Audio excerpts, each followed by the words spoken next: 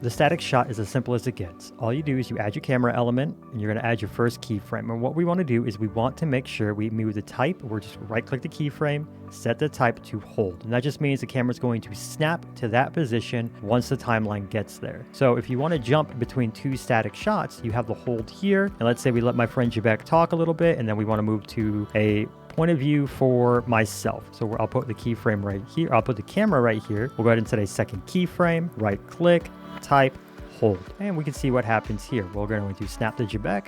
The timeline will happen. We're going to go ahead and speed this up a little bit, and then it'll snap to me. Easy. Now, it's very important to note that if you wanted multiple camera angles, there's no benefit to adding a second camera element. Everything should be done on this one element because Flashback always prioritizes the top element. So you can see that here. What we're going to do is not that way. We want to go ahead and look at Emerald here, and we'll add a keyframe. And what'll happen is you're going to see that it'll snap the Jabek here.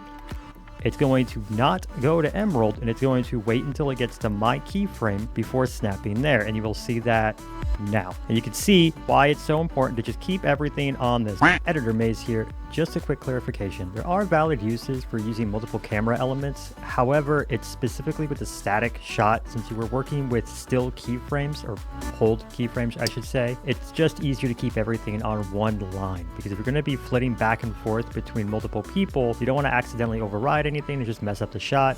That's all I meant. I wanted to make sure that there was no extra confusion there. Back to the vid.